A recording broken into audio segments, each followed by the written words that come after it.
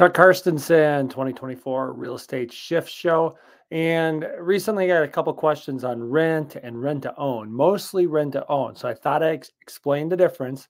Many people know what renting is. You sign a lease, whether it's month to month, a year lease, pay the landlord the money. Rent to own is a little bit different. Could be you sign a lease, pay the landlord money with the purpose, the intention of buying it. Sometimes that means you've agreed to a price to buy it in a year or 2 years. And then sometimes that means you make extra payments or a little bit additional payment on top of the rent that goes towards the home you would be purchasing.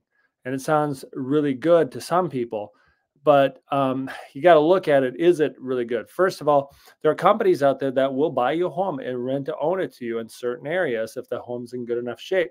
But they definitely charge a good amount more than just regular rent would be.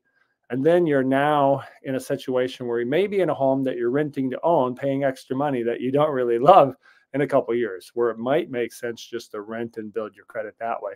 There's some rent to own ones that if you don't do a contract, you could just be paying extra money to somebody who's not actually going to have you buy the home in the future.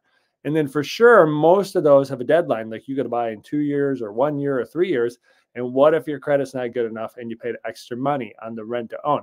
So I always tell people I'm very, very, cautious of the rent to owns.